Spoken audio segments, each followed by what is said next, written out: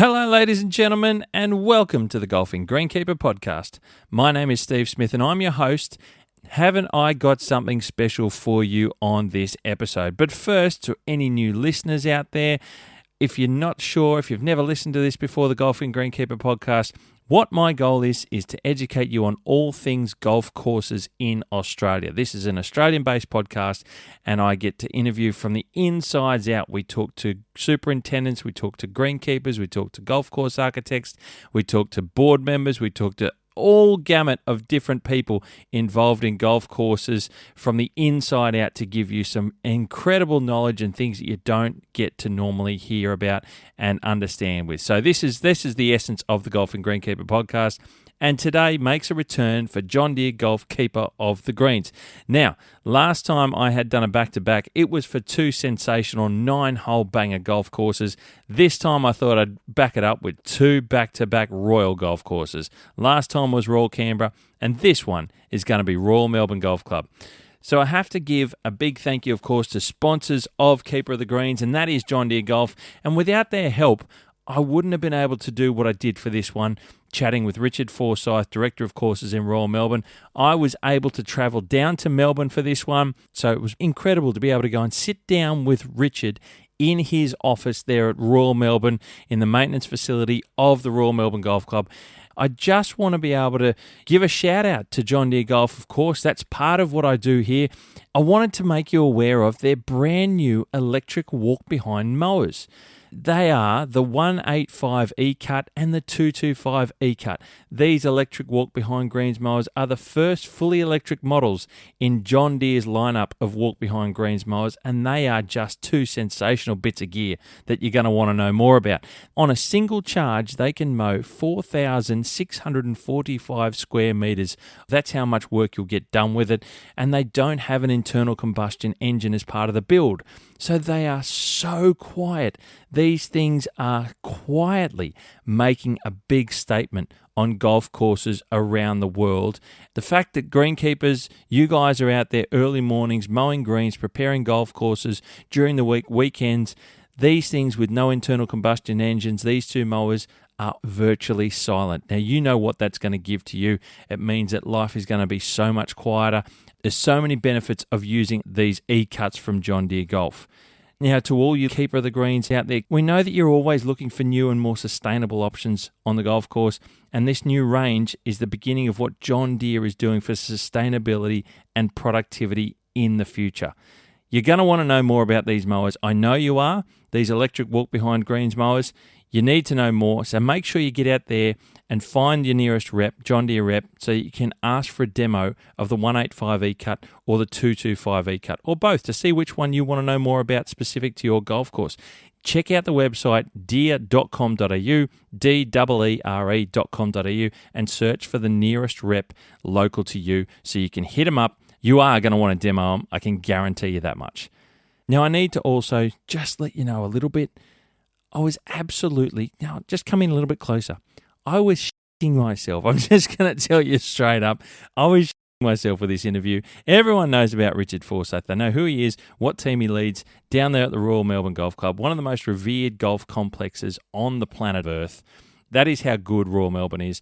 So many people know about it. And I kind of lost my place a little bit. I was so nervous getting in there. Richard doesn't know that, and he probably knows it now that he's listening to it. But I couldn't make him aware of it beforehand. But I was packing it.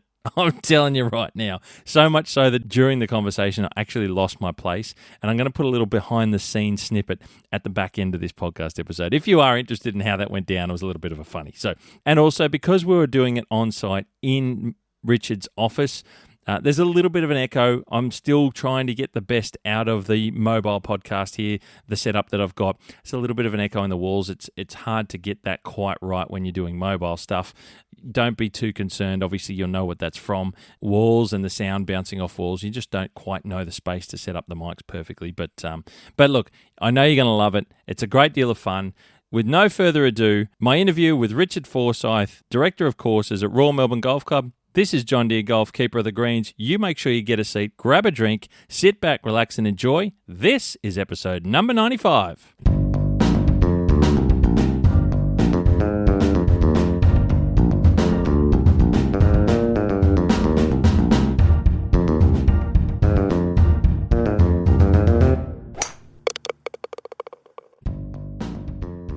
Ladies and gentlemen, made our way down to Melbourne in Victoria, in the wonderful Sandbelt of Melbourne, and we are into the one and only Royal Melbourne Golf Club. And this is a pretty special part of the world. And I have with me here on the other side of the desk here the wonderful Director of Courses, Richard Forsyth. G'day, Richard. How are you? I'm very well, Steve. Thank you for joining us. No, mate. Thank you so much for being involved in this podcast. I'm really looking forward to having you on and discussing a lot about your career and certainly what is here at Royal Melbourne. Now, mate, we're in the shed in your office. This is brilliant. We're actually here, people. If you're listening, we are here. So we're going to start with a little bit of fun, Richard, with Steve's Super 7 questions. This is just multiple choice. Okay. I don't know if you've even heard this before. Yes, I have. Oh, okay. I thought I was coming in green here. I've got Richard Forsyth as a listener, people. This is brilliant. All right, so we go. Number 1, sunrise or sunset? Sunrise, I think, but I see both ends of the days quite often, so I'll take either, but probably sunrise. Okay, good. Number 2, dogs, and I've got to preface this by saying it's not necessarily what the club does. This is your own personal viewpoint, so we make sure that we keep that line clear. Dogs or no dogs allowed on the golf course? And I wonder how many people are going to know your response to this one. I'm curious. Well, I've always had a dog. I don't have one right at the moment, so he always joined me after hours. Yep. But in terms of other dogs, I like the concept, but I don't know if I like it on this golf course. So, yeah, I could be convinced either way, but okay. I certainly enjoyed having my own dog out there late in the evening cool. when the place was our own and not others around. I think that's how a lot of people enjoy it. Like they also the dog in the workplace kind of thing is a good thing. I think that's how it works for a lot of people too. Just the same. Number 3, stripes or no stripes on fairways? Gee, I've been both at different times. So back in the days at Metropolitan, we had an era there where we were right into our stripes on fairways. Yes. And, the course there probably lent itself a little bit because the fairways were generally fairly flat in places, and so the stripes were a bit of a feature. Yeah, okay. Yep. And we did that for 97 Australian Open, some other tournaments, and then we just went away from that, and I think, perhaps the fashion changed a little bit, and we went back to sort of no striping, so really working on just cutting everything one way. So going to the other extreme, even with greens, we'd do an up and back cut, so you don't see a stripe. So, and I've probably continued with that, and I think Royal Melbourne's a place that sort of is better in that natural sort of appearance rather than having sort of a striped up effect. So, but yeah, I've had experienced both eras. Okay, very good. I don't know. Did we get an answer there? So no stripes at the moment. No That's stripes right. at the moment. Okay, I've got to try and pin you to an answer somewhere along the way here. Number 4, green-coloured sand or natural-coloured sand for divot repairs? I better stick to the sharp answers. Natural colour, no green sand here. So we like the dark sand, the natural. Because you got for your side, it's a very specific sand as well, right? It's not like you're getting it from a quarry that's 100 kilometres away or something. No, so we mine it from site. Yep. And so we like to use that. Yep. Cool, very good. Number 5. Now this might interest a lot of people, certainly me. Your favourite grass variety? Ooh. There's a reason I hid these ones from you. Favourite grass variety? Well, I'm pretty fond of fescue. Yes. Fine fescue, I think, is pretty one of those grasses you like to get down and touch and feel it. Yes. When it looks really, really good. Brown top bent grass is a bit of a favourite too. Ooh. So probably those two. Okay, very good, mate. Very interesting. That's very different. There you go. That's very different from nearly everything that's ever been on here before. Lovely, thank you. Number 6, your preferred style of golf course, and there is a reason that you're not part of this at Royal Melbourne, is to try and give everyone a bit more of an idea of where to go. So you may or may not wish to answer this one in thinking about this list, but we've got 3 choices. Is it Cape Wickham? And you've got to try and pick one, because I've had people fence it. I was frustrated by it sometimes. Cape Wickham on King Island, Kingston Heath, a neighbour not too far away from here at Royal Melbourne, or Elliston. All 3 quite different in their own right. You have a preference out of any of them? Well, I've only ever been to one of the three. So Kingston Heath, I would say. Okay, very good, very good. And number 7, the final one, and I am, for one, looking forward to this one. If you could walk around but not play any golf course in Australia tomorrow, just to take it all in, which one would it be for Richard Forsyth? Golf course in Australia. Golf course in Australia. That's an interesting question, isn't it? It is a big question. I know it's on no notice, but is there anything you've thought about? I thought, geez, I'd be interested in seeing it. Walked around quite a few. I'd probably say Cape Wickham because I've never been there. Okay. I'd love to get down there and walk around and see what it's all about. Yep. So, we had that situation where we were, I think Australian Golf Digest and Wickham knocked off Royal Melbourne recently as the number. So of course. I need to go down there and have a good look at it. So I haven't had the pleasure yet. So I would like to do that. Okay, very good. Cape Wickham, fantastic. Steve Super 7. Thank you, Richard. Very good. All right, Richard, now we get to the fun part of the podcast. We get to do a bit of a deep dive with yourself and your career and a little bit in Royal Melbourne. So, mate, if you could enlighten us a little bit. Lots of people know that you're here. You've been here, Director of Courses, for a long time at Royal Melbourne.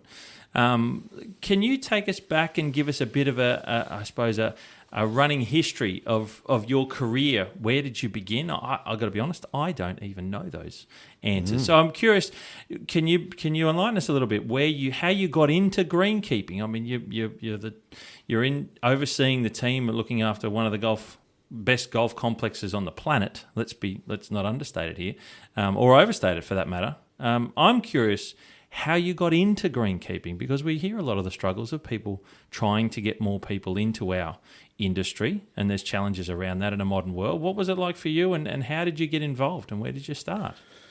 It's interesting that I'd never set foot on a golf course until my first day of working on one.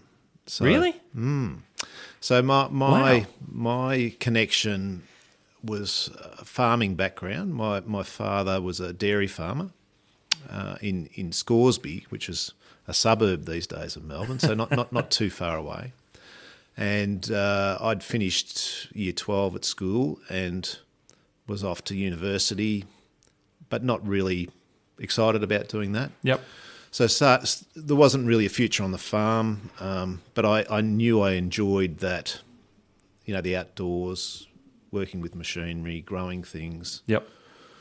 That side of it. So I sort of just started scanning the jobs, and I saw an apprenticeship in greenkeeping at Riversdale Golf Club. Oh, okay. And so I thought, yeah, that sounds interesting. I don't really know a lot about it, but I know it's outdoors, and I know it's got those connections to the things that I enjoy. So I applied for that, and I think, there was 165 applicants, I think, in those days. Wow. You don't get That's that these days. totally different, isn't it? And somehow, at Riversdale. Yeah. Not that there's anything against Riversdale, of course. Was that quality era golf course. when people were looking for apprenticeships and doing things? Yep. And somehow they drew my name out of the hat, and I got the job, and went home and told Mum, and she wasn't so sure. But anyway, off I went in January 1980 as an apprentice at Riversdale, and from day one just felt right and loved it. It was a good fit. And never really had a day since where I've, gone, I don't want to go to work today. It's just enjoyed everything about it. So, and, I can remember cutting with a Deutscher hand mower through a gully, I think, on the first day. That's what I was doing. And, progressed from there. Unbelievable. That's fantastic. There you go. So that's in what we would consider now Melbourne, essentially. It's certainly Riversdale and growing up. How long did you spend at Riversdale? You did your time. What was the education like in that time? Was it TAFE or Melbourne Polytechnic that's still today? Mm-hmm. Yeah. Well, it started as Collingwood Technical, Collingwood TAFE. Yep. And then they moved the horticultural section out to Parkville.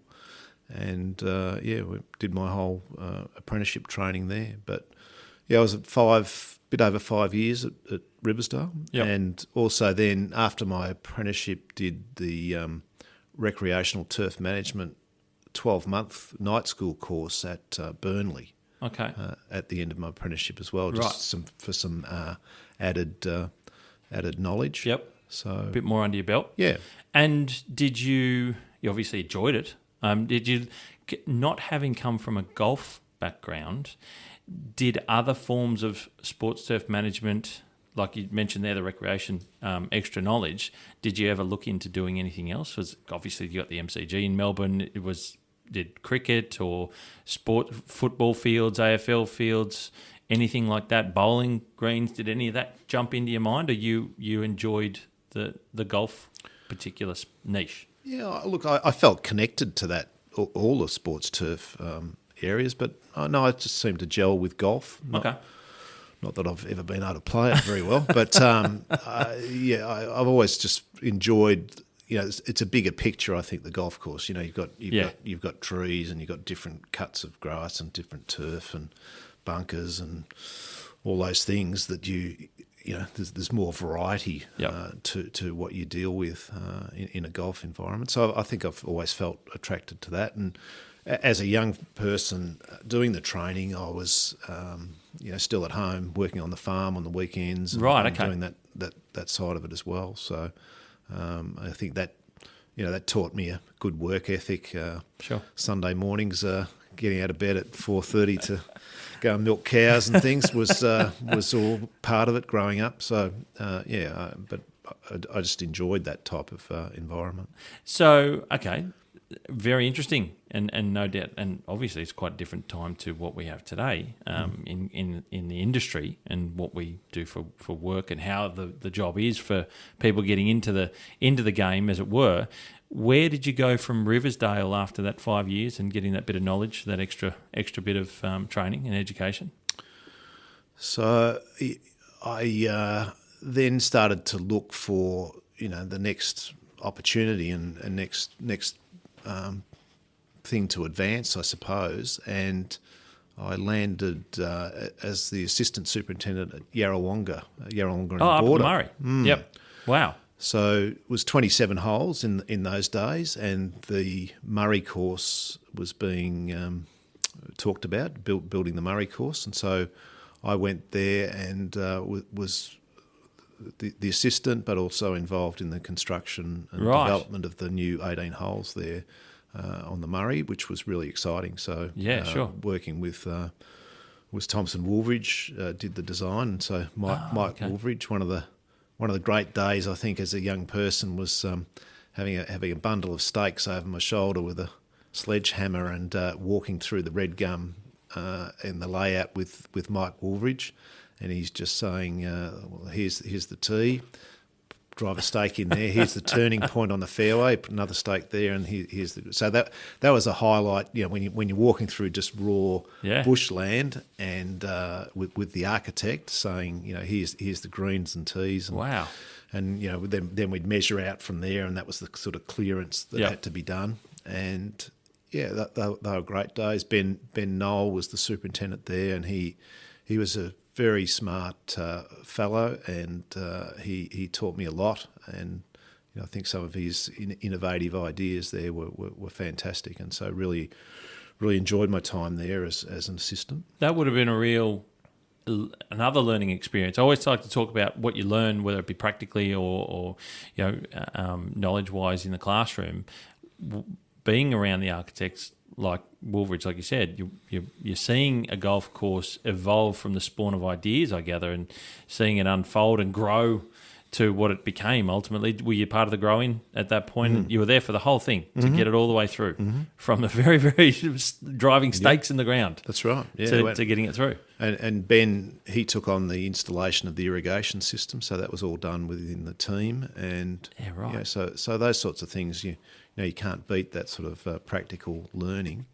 And even to how do you select the grass types and shape a bit of a floodplain through there, so the greens were all elevated above flood level and that sort of thing. So there was a lot of things to learn from that, and to see And I liked the construction side of things, but I think that taught me, I don't know if I would have enjoyed construction and then moving on to the next construction and so on. I think to construct something and then live and work with it and see it grow and develop, that's what I really enjoyed. Yeah, okay. Yeah, interesting. Yeah. And it's a very different landscape to what you have here, of course. You mentioned floodplain, there's heavier soils. I don't know the Murray that well, but I assume they're all parts of it? Yeah, there's a good section of sand there on the river.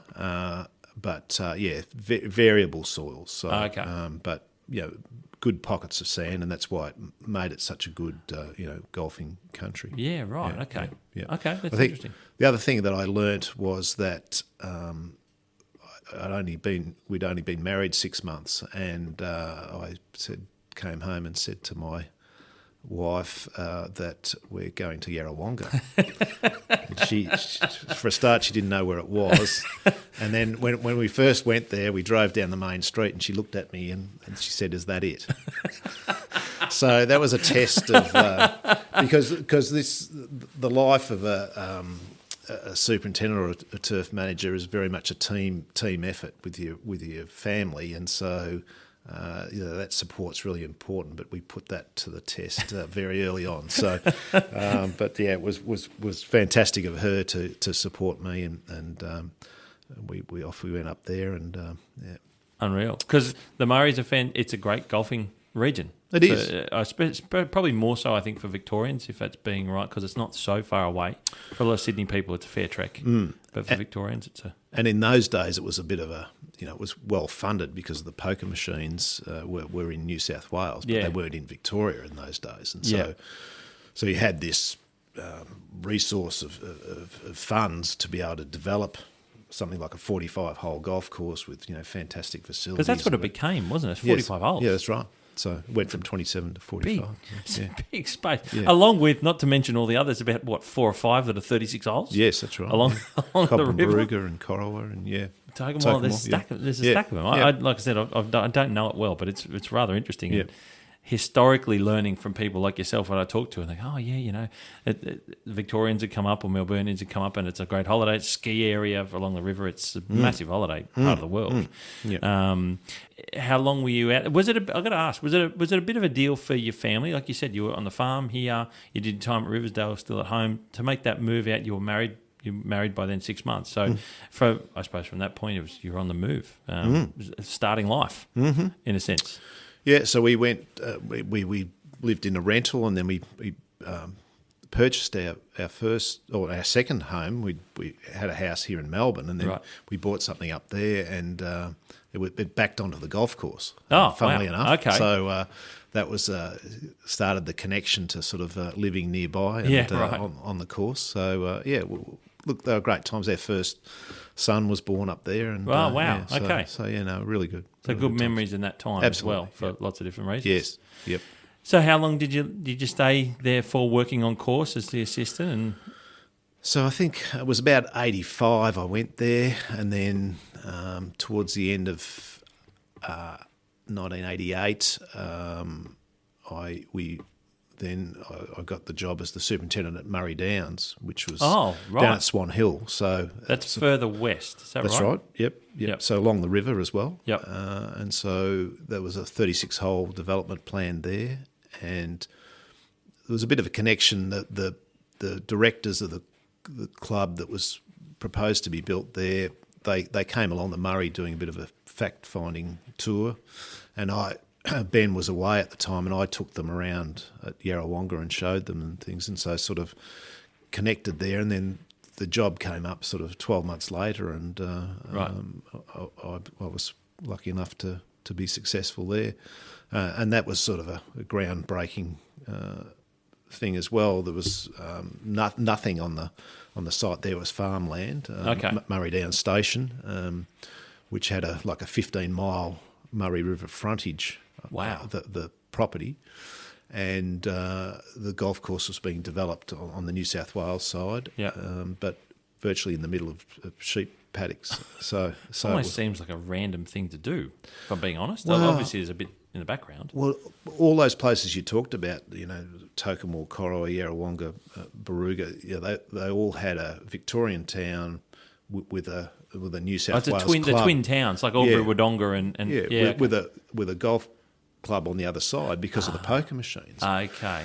And so Swan Hill decided that they wanted to do that. Right. So they battled away with their little, country course in Victoria, but they sort of saw what all these other towns had. So they tried to develop this, and of course, everything went against them. With poker machines came into Victoria, and so the timing, the timing, they missed that timing. And interest rates went, through the roof, and there was all sorts of challenges there. But anyway, I didn't know any of that at the time, and we started there. But it was a fantastic experience there to be, again, in the middle of a basic paddock and develop something from nothing. That's unreal, because that's unbelievable country out that way. Like, it's a beautiful open space. Like, that's what I mean, like farmland country. It's fantastic, isn't it? Yeah. And a mix of sort of heavy clay flats and sand dune sort of hills, and so there was a fair bit of earth moving done there to make that.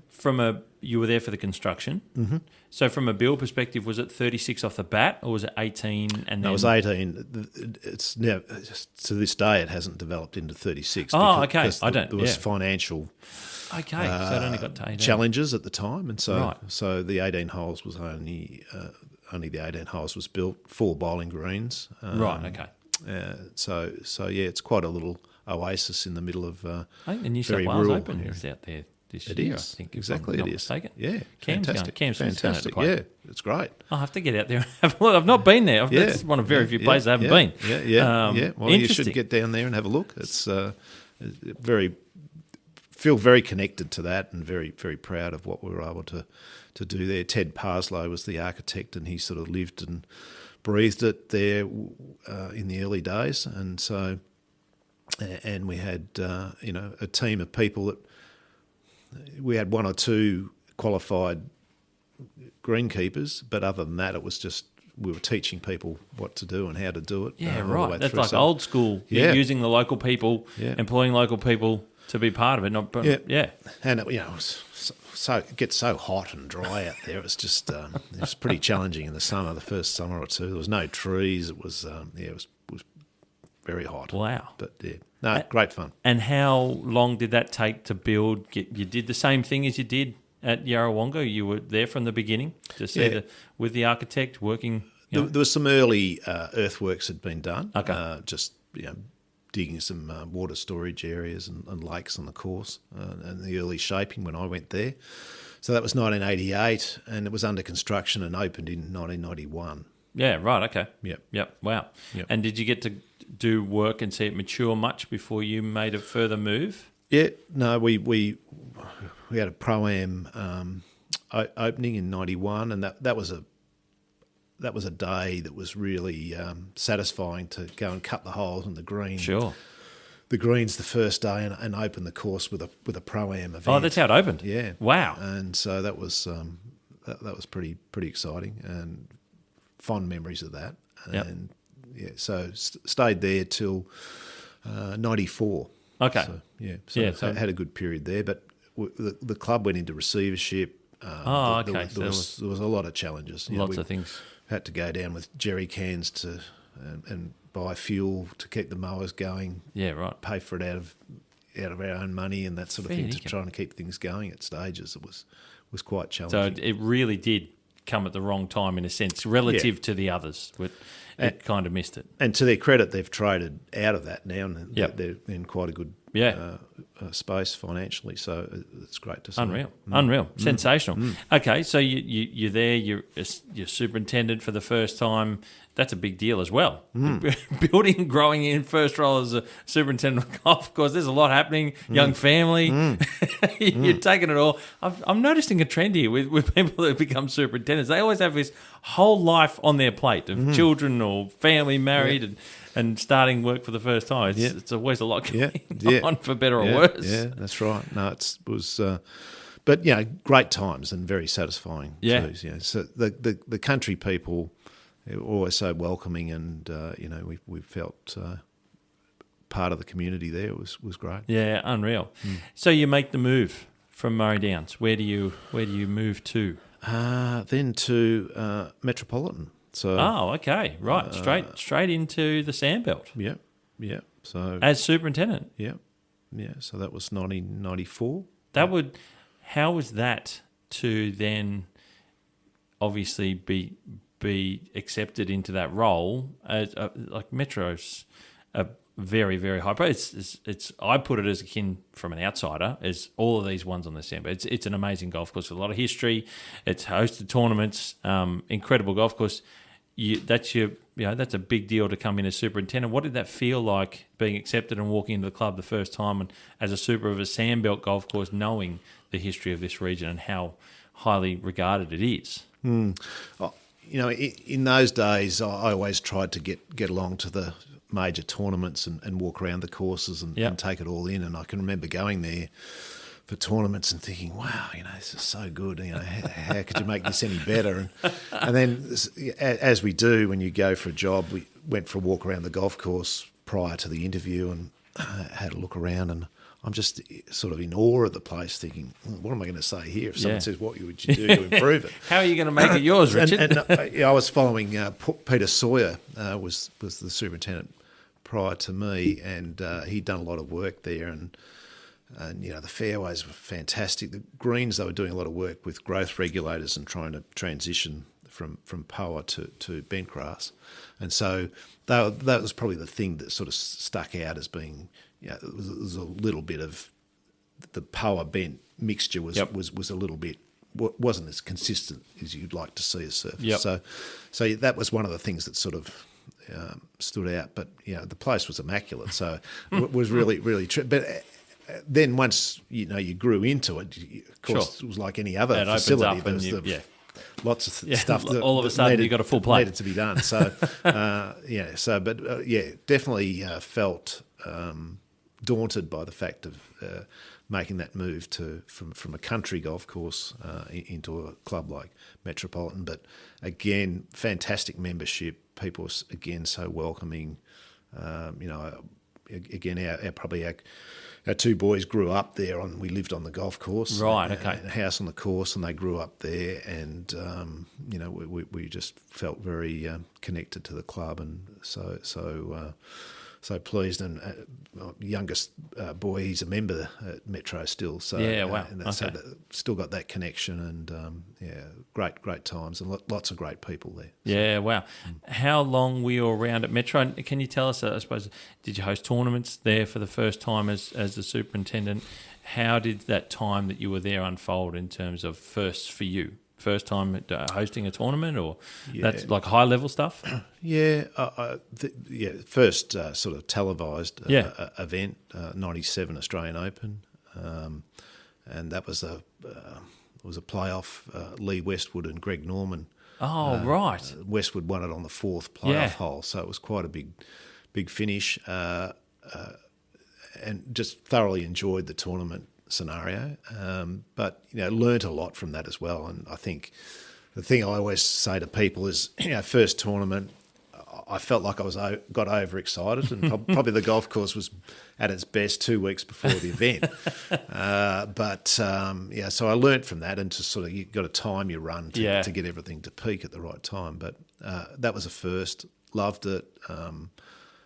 Went into the place there, and a lot of great people on the staff there, and a lot of them have gone on to be superintendents themselves now. But Peter had a good team there, and those people were quality people, and great to see so many of those sort of go on to become superintendents. So, I think tournaments, we rebuilt the greens there, which they are doing again now. Some sort of 30 years on, they're redoing the greens now. But so I went through a greens reconstruction. We probably rebuilt nearly every tee in the time I was there. Yeah, right. Wow. So lots of things went on during the time. And that was that was obviously the first time, I'm going to say playing with, for want of a better term, but I always like to say playing with the characteristics of the Sandbelt. The sand there is, I don't know how different it is to a Royal Melbourne. Like, you get to play with that sort of stuff, see what it's like, what it can take, what it can handle, and get the most out of it. Yeah. Yeah, I think you get used to the style of golf course, and there's certain things about vegetation and the way the bunkering is and those sorts of things that are pretty familiar across all the Sandbelt clubs, and it's to do with the sand type and the vegetation sort of gives it that sort of similarity. So you get to you get used to that sort of scenario. So definitely got to love the Sandbelt style of things during the time there, and that sort of made it an easier transition to come here to Royal Melbourne because you were familiar with those all those things. Metro's probably known a little bit more than others for that laser edging of the bunkers into the green edges and that sort of stuff. Is that something that was always there? Did you get to enhance much there in your time, or you just sort of kept fostering what they were doing and just working on things a little bit more inch by inch? So when we started on the greens reconstruction project, they had collars around the green, so a fringe of surround grass between the bunker edge and the green. Some of the greens had shrunk, and during Peter Sawyer's time they had extended them back out, but not all the way to the bunkers. So I was just watching some historical video there. I think it might have been the 79 Australian Open, and just some of the camera shots. I thought, oh, that's strange. You could see the greens cut all the way to the bunker edge, and then there's this very sharp edge. And so I thought that looks pretty cool. I like the look of that. And so we sort of we went to the club and said, well, if we're doing greens reconstruction, let's see if we can do this on the first one. Let's see how it looks and what people think of it. So that's what we did. We just made it greens cut all the way to the bunker edges. Yeah, right. And everyone loved it straight away, and sort of, well, not everyone loved it, but the majority loved it, and we went from there and did that on every green after. Right. We made sure that we had, the green cutting into the bunkers, or bunkers cutting into the green. Do you find, and jumping a little bit around, but do you find that golf courses, as they age and evolve and people change, different people maintaining and leading the teams, that some of those things do get lost, and then it takes a little bit of watching the old photo, looking at old photos, watching old footage and going, that's an old idea, let's massage that a little bit to now and see what that does. Is that something that happens more often than we think? I'm trying to put my finger on it. I think maybe through the 70s and 80s, we might have lost our way a little bit with some of the things that happened with golf course maintenance. I think it probably coincided with ride-on greens mowers and sort of a more mechanical approach, riding bunker rakes and all those sort of things. And so I think things like that, the finesse around the bunker edge would be difficult to maintain with a riding greens mower, because you're always going to have the wheel and on the heavy edge. Machinery compared to what was done previous. Collapse the edges and things. So let's just bring it in and we'll have a little. So I think, without knowing exactly what happened, I think that's probably how it evolved, and then just becomes the norm. And and then it wasn't until you see some old footage or some old photos and things that you go, wow, that looks better than it does now. And it became quite a feature. And we the next tournament we did there was the 2001 Accenture Match Play tournament, which was a PGA Tour, US PGA Tour event, and from there people saw that, and it was probably the first time we'd finished the greens reconstruction, and all the greens were cut to the edge, and there was this sort of and the question I was asked most from that event, because it was televised into the US, was how do you get the bunker edges like that in relation to the green? So I answered that question so many times because it was not that common at the time, but yet it was reintroducing something that was what's was old is new again in a way. That's right. Yeah, exactly. And that's a characteristic of the Sandbelt sands, that they can pack quite well, not necessarily taking the weight of a machine, even though I suppose you're probably hand mowing just the same now, but it's something that you can't do everywhere. In a sense, I gather. You can't really make that happen. We try with modern equipment, and there's different things that are available now with certain man-made equipment and bits and pieces. But that's a very characteristic of this region, is the way that the sand holds well. It's true. And I think, you hear people ask about, how do you get your bunkers like that? How do you get that firm face and the sand in the bottom and the edge, like, how does it stand up on its own like that? And it is to do with the sand. But we're finding now, I'm finding I get a lot of queries from golf course architects who are working for clients that say, we want to build a Sandbelt style golf course. And then they might be in sand, but it's not the right type of sand. Like, it can be very rounded particles and uniform, and it doesn't stand up, just collapses, just falls away. So they're looking to try and blend sands to, so people ask, can you send me a sieve analysis of your sand so we can see how it works? And and so there's a lot of people trying to do that, or have tried to do it. I'm not sure how many of them have been successful, but it's definitely something that people look at and go, wow, that's pretty impressive. Yeah. How can we recreate that? But a lot of it's to do with the sand. Yeah, sure. okay. Yeah. Also, I'd just like to, obviously a key part to the podcast is what I like to do is get that little bit of detail and information about how and why, because lots of people will see it and they don't know what the reasoning is behind it and how things work. So I appreciate you saying that and explaining it out like that. How long, you obviously enjoyed your time at Metropolitan. There's no two ways about that. You mentioned television events, tournaments, not to do with on top of the championships of your own club and the membership and all that sort of stuff. How long did you stay at Metropolitan for? And where the move to Royal Melbourne, I imagine, was after that. We did a Women's Australian Open in 2012, and then. I'm just trying to think of my dates here. Make sure it's not right. 2009 Women's Australian Open, and 2009 I got the job here at Royal Melbourne. So right, okay, 15 years at Metro. 15. Wow. Okay.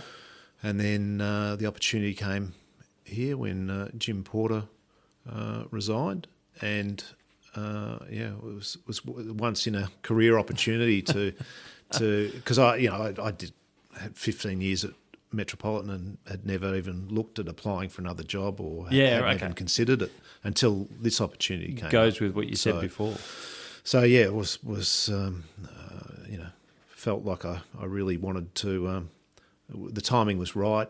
I'd done what I thought I could do at Metropolitan, and it was great to have another challenge and come to the best place in Australia. The big one, the best. There's lots of things that are here that, I mean, everything I describe, anyone asks me about Royal Melbourne, I just say it's grandeur. It has this presence about it, its size, its space, its flow, its feeling. Some things you can't even describe. I don't know if you say it's its energy. I don't know. But there's just this wonderful feeling about what Royal Melbourne is, a way of describing it, let alone being here and being involved with it every day. And I want to ask you what it was like to go from somewhere. How do you describe going from a great golf course to a great golf course? But what was it like taking the step to Royal Melbourne from Metro with all those things that I mentioned about size, 2 courses, lots of history? It's incredible. As happens when you leaving another job, it was a sort of 3-month notice period. So, and Jim had left Royal Melbourne, so I sort of was doing my job at Metropolitan, then coming over here for 3 months and sort of trying to get a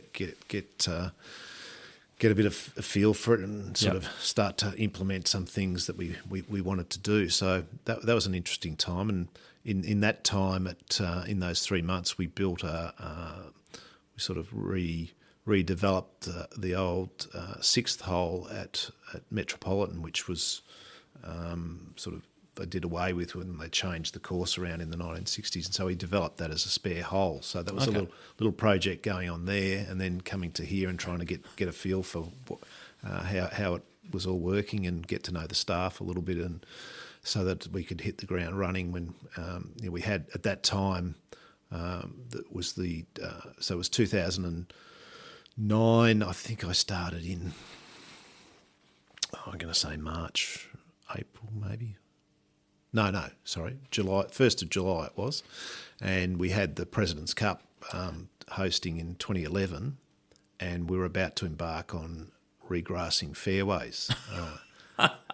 So here we were in winter 2009. We're going to overplant the fairways with legend. So we had to sort of work out a plan of attack there. Wow. So the course was going to be closed for 3 months. The greens had just sort of come through that drought period, and there was water challenges, and there was a lot of power invasion. And I just looked at the greens and I thought, we're going to have them closed for 3 months. We've got to take advantage of this, and let's redo the greens while we've got the course closed. Wow! So a new irrigation system went into the fairways. And we regrassed, we sprayed out all the existing fairways. This is in sort of spring.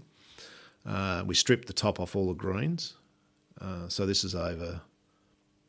We did about 25 or 6 holes at that time.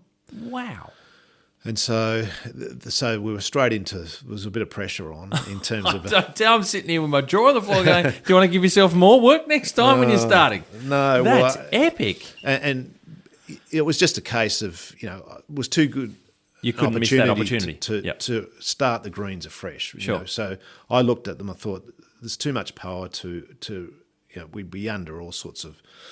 You'd always be compromised trying to get rid of that. So I looked at the surface, and they'd been top dressed with sort of an imported sand that wasn't the same as the sand that they were growing on. So I sort of felt like I wanted to get the characteristics of the native or local sand back, and so there was an opportunity to strip a good 30, 40, 50 mil of that build up of organic matter and this imported sand off the top, get back to the sand that they were originally growing in, and then seed into that, which is what we did. Yep.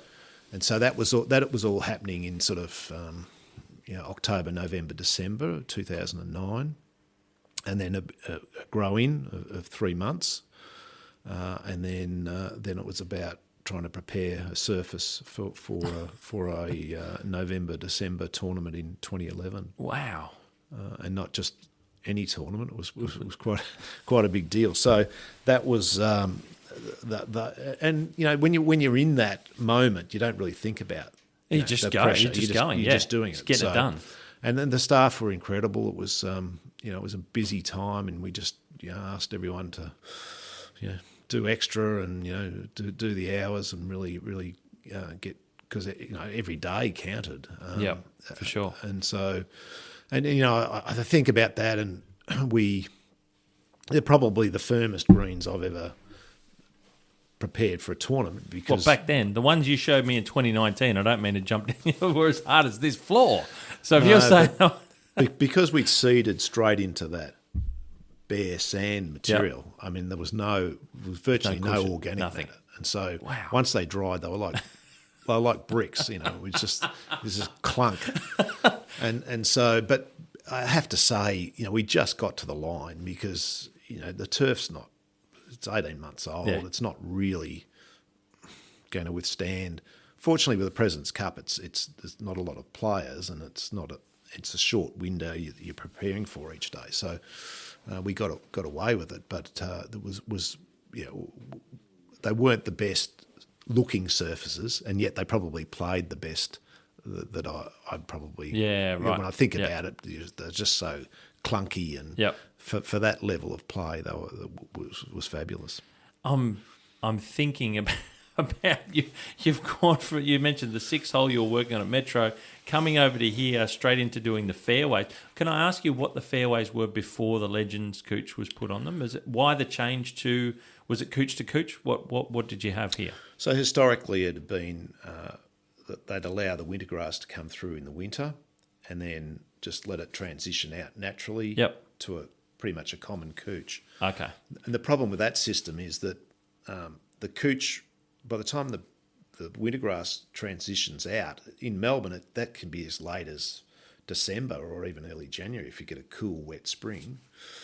And the problem with that also is that often tournaments were in November time for Melbourne, and the transition is happening right then. So if you get a hot, dry spring, then all the power's checking out, and you're left with this sort of the Cooch hasn't got time to fill in. Okay. So the Cooch often only had, a 2-3 month growing window. So you were always in this transition period in that system, and so the idea was that introduce a stronger, more robust Cooch. But they didn't want to go to, the club wasn't at that stage. They didn't want to go to the Santa Ana or the Wintergreen. That was a step too far. They wanted to keep the more common-looking Cooch that's open, broader leaf. A bit more sparse in its growth habit and that sort of so stuff. more like what they were used to. Yep. And yet they were still wanting then to put fescue in and have that as the winter grass. They were still on this mindset of having the two grasses. But I just said, well, it's just too hard to keep. There's 100 years of seed bank of power there. How am I going to control power in a fescue and Cooch scenario? So we decided against that, and we just went with the Cooch and sort of sprayed out the power. But the Legend experience definitely wasn't as good as people had hoped for, because it just doesn't have the vigour and aggressiveness and the expectation now around Melbourne is it's a Santa Ana or Wintergreen, and it just doesn't compare to that. I mean, it can, but you've got to put a lot of inputs into it. But like you said at the beginning of that little snippet, it is a very different type of Cooch grass essentially to those others, and if that's what you have. I mean, if that's what they were trying to go for in a sense, whether that's what you still want now is another question altogether. But that's what you have, and that's what you've gone with. Fairways being redone. You mentioned irrigation at the time. Greens you threw in the mix just because the timing was right. I mean, that and then all culminating at the President's Cup. That's a hell of a run. When you got to, did you take a deep breath out when you got to the President's Cup final day? Yeah, I think so. But it was the biggest event that I'd ever been involved in. So it was a great and we always had that in the back of our mind. You've got to get to this point, and so everything was happening. And I can remember, because we're using the Sutton's mix bent grass, and we had, I think we needed, I'm just trying to remember the numbers. Let's say we needed 45 kilos of seed to seed the greens that we were doing, and I think we had 48 kilograms available, something like that.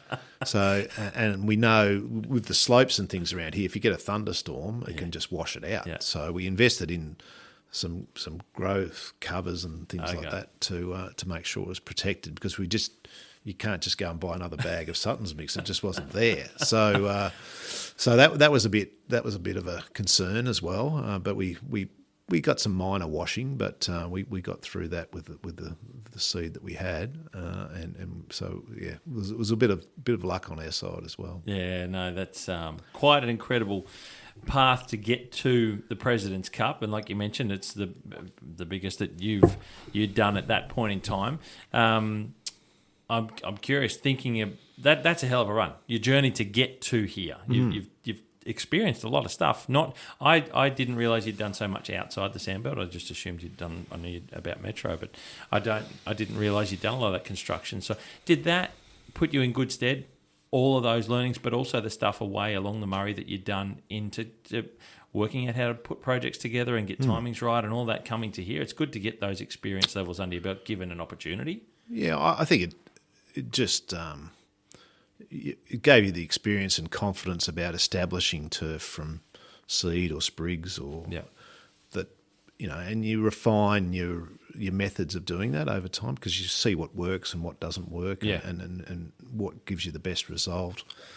And, develop things like, crimping rollers to press sprigs in where you have a little rib in the roller that just crimps the piece down into the ground. Whereas at Murray Downs, where we're using rotavator to try and a rotera, sorry, and that leaves it a bit ribbed, and so the fairway was rough after that. So right. But crimping it in with a disc roller was, so we went to the local engineering place and got that made up for things like that you'd learnt to do that you wouldn't, unless you had the experience, you wouldn't think about those things. So I think the opportunity to be involved in establishing 2 golf courses during that period on the Murray was definitely helped me later on in decisions. Yeah, mate, I want to now turn the page, if we can, to Royal Melbourne, and if you can share with us a little bit of insight into what goes on here. There's a lot of people know how well maintained it is. It's looked upon, highly regarded from all over the world, and we certainly do here. Can you give us a little bit of insight? You just mentioned Legends Cooch, what the fairways are, what type of grass types you have. You touched on Sutton's mix for your greens. What detail do you have for that for us, and how does that work around the course? Well, the other thing that we did at the time that we did that fairway and greens work is put fine fescue around the surrounds and approaches to the greens. Ah, yes. So the thinking was, and this was all before my time, but the thinking was that, if you've got a coarse common cooch, that you can't have that right up against the green because it's not going to give you a true sort of bounce onto the green, and it can get grainy and it's not the best short game type surface. So the fescue came into the mix as well to establish that sort of 20 metres out from the green, give that surface that would bounce and behave more like the green. If you're talking about hard surfaces, sometimes you've got to play short and let it run up. So you want a surface that's going to behave and react more consistently like the green. So that was another thing. So we've got Sutton's mix, which is pretty much these days is a brown top predominantly. Bent grass, greens, the fine fescue surrounds and approaches, and then legend. But there's also common cooches that have reinvigorated through that as well. So some of the older cooches that were there before us, even though we sprayed it out, it still came back. So we've got that sort of mottled, sort of different types of cooch. There was some wintergreen in there as well in places, and we've since, during the COVID period, we've overplanted wintergreen now into all the fairways. Oh, really? So it's only early days of establishing, and we didn't spray out or anything. We just planted it in there with the knowledge that it's going to be stronger than what's there, and so it'll eventually take over. It'll take over the weak weaker areas, and the strong areas will still remain. So we'll still have that variable texture to the fairways. I'm curious because I remember speaking with Superintendent Nathan Bennett from Royal Adelaide, and he talks about his greens have got, I think, about 4 different types of bent grass in their greens to get that mottled natural look. Often I hear, and plenty of us hear, golfers particularly talk about having a uniform surface or a uniform colour, and it looks like it's a bit rough because it's all different types of shades of green and that sort of stuff. You've just mentioned quite clearly that you're not going to have a uniform type of fairways because you've got a couple of different grass types. How does that... Does the membership of Royal Melbourne and the team here that you've got looking after it, is that something that is good for you guys? Does that help in... What does that give you? Well, it's something that I celebrate because, over the history of the fairways, there have been all different textures of grasses in there, and certainly when the Powers checking in and out. There's all different textures and looks. I just think it adds to the character. It looks more natural than it.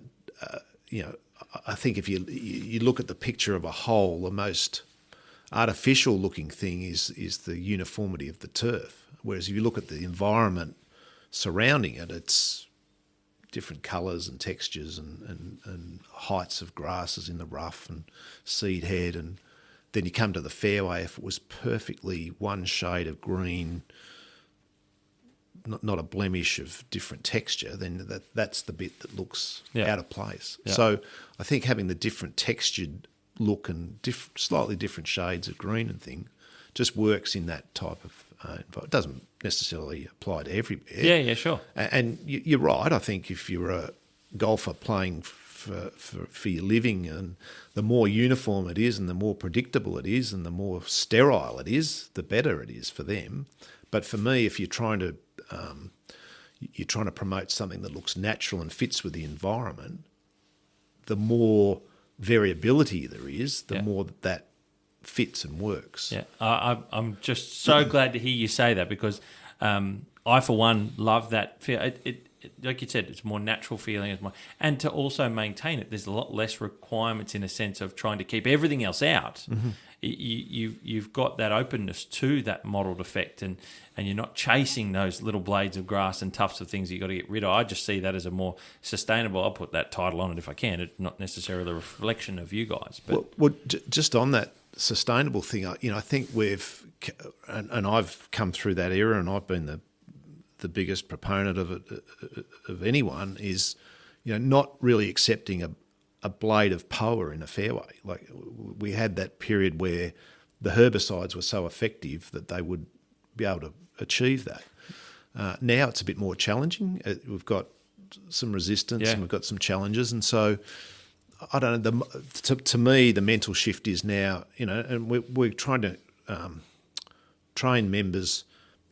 15 years ago they had the two grasses with the poa coming through and the cooch and then we've gone to the sprayed out, not accepting a blade of poa, back to now where we are accepting it.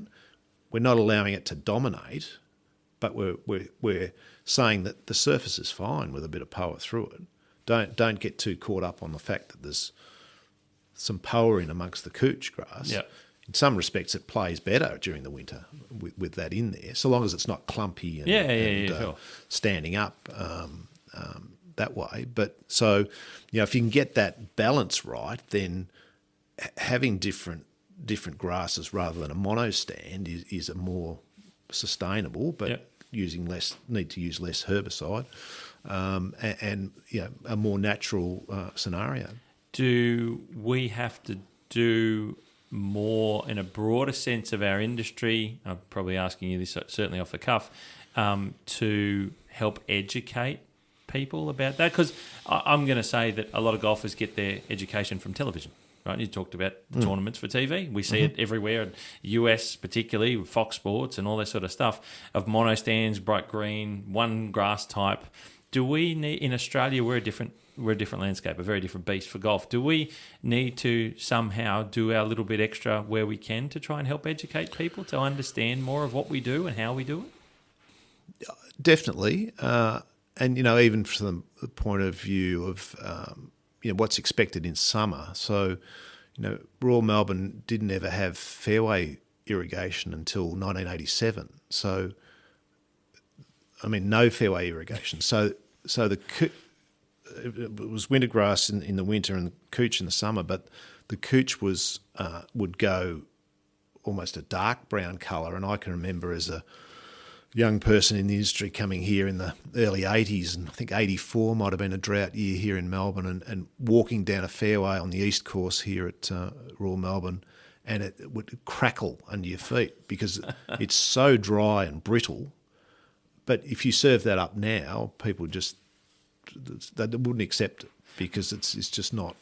It's not fun. Like on a hot day, it's the heat's radiating back at you, and it breaks up under your feet, and so I think, but there's a balance there. I think people that expect it to be lush green during a drought, it's not always going to be like that. Yeah, but you can still, and in fact, you can have a better surface if it's half browned off, I think you get a better playing surface. And we always talk about here trying to have things change with the season, including the rough. We don't water the rough and let it transition from, in winter it'll be green and there'll be all sorts of annual winter type grasses growing, and they'll go to seed and dry off, and then in the summer it'll thin out and become sandy, and where it's really dry it'll become so. But we would have people say to us, "Well, you need to water the rough there. We shouldn't have to have a bare lie." Why shouldn't you? It's not, doesn't have to be perfect in the rough. You're supposed to be hitting it down the middle. So I think as we're talking about this, I'm thinking of people that, because it's a podcast, it's audio, right? So people are going to be picturing things in their heads, and I think they're going to probably hear you saying that, going, I just assumed Royal Melbourne was grass and watered everywhere from fence to fence, and nothing less than a perfect carpet. Mm-hmm. But you're talking about something very much fitting in with the environment here, because it's a very unique environment, is this part of Melbourne and the Sandbelt. It's the vegetation, like you talked about, the different way that if it's dry, it'll really quite dry out because it's sand-based, and if you get a bit of rain, it'll do well because it's got a little bit more to it than just straight beach sand. Mm-hmm. You do ebb and flow here very much with what you're dished up by Mother Nature, don't you? Year-round. Yeah, and we're talking about putting in a new irrigation system in a few years' time, and state-of-the-art irrigation. We're potentially going to have access to recycled water, because Royal Melbourne, over its journey, has struggled with water security. Relied on bore water and potable water, and so in a drought situation, the potable water can be restricted.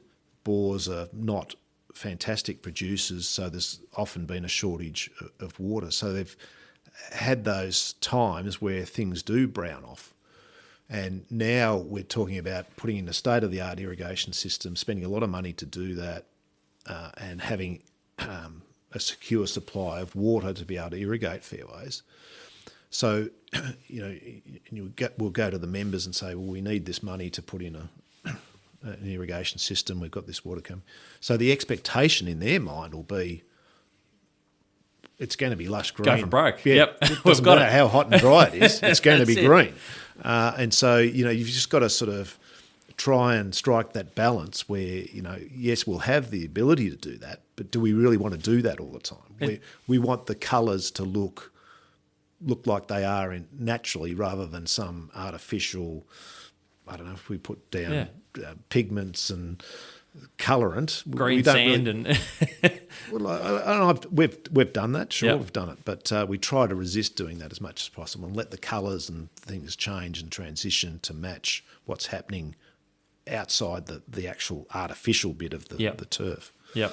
I think it's like a car. Just because a car can go 250 kilometres an hour doesn't mean you have to drive it like that, do you? No, that's right. And in a sense, you'll have the equipment, you've got the engine to be able to do it here, but it doesn't mean you need to go out there and just flog it to death. No, but you see where the difficulty of that is. It's saying how come the fairways are so brown? We've got all the water, we've paid for the irrigation system. That's a really interesting way to talk about an irrigation system, because you're right, and I think about where I've worked in the past, and only one of the two courses I had an irrigation system, but its limit was the water supply, water security.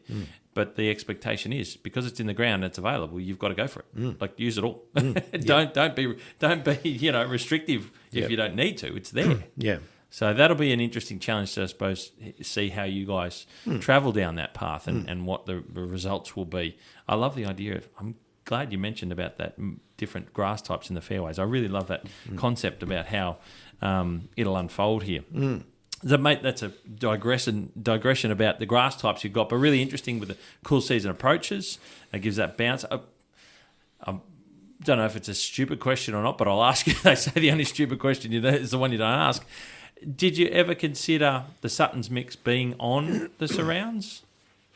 Well, as I said, I think that decision was made before my arrival, but a lot of the theory was based around being able to control both poa and cooch, which are the two biggest problems in terms of invasion into greens. And so having the fescue, we have herbicides available that can manage both those problems. So it gives us that very nice buffer.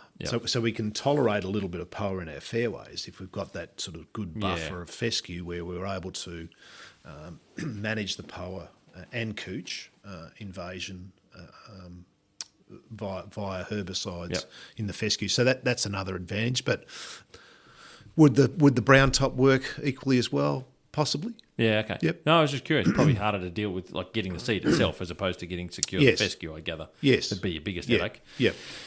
Moving on, mate, if I can, to your team. It's a big golf course, 36 holes, wonderful facility. What makes up looking after this enormous, unbelievable space that you have here? What does it take? Yeah, so it's evolved a little bit in my time. So we now have integrated. We manage and run the Sandringham public golf course across the road. So effectively, we're running from this facility here. We're running 3 golf courses. So using the same equipment, the same management.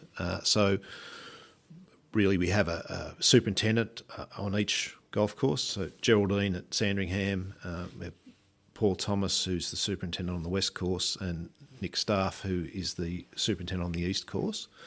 And then they have an assistant, and then the teams are pretty much east and west, and then we'd rotate people through Sandringham. So Geraldine has sort of 2-week blocks of staff over there, and they rotate through. And we think that model works well. It gives everyone a little change up and experience in a different environment, even though the grasses are similar and the expectations are similar. It's just a little bit of a different change up. Sure. So we rotate people through that way. In numbers wise, so over the 3 courses, we're 42 people. So there's 8 at Sandringham and the rest here, and then we add some seasonal help during the busier sort of 6 months, the summer, spring, autumn sort of period. So, and when you get to a 2019 President's Cup, what sort of things swell to do something like that? Yeah, it's interesting when you've got a 3 golf course facility and you've got quite a number of staff. Like in reality, we could do that just in house with our staff. I think we could produce a pretty good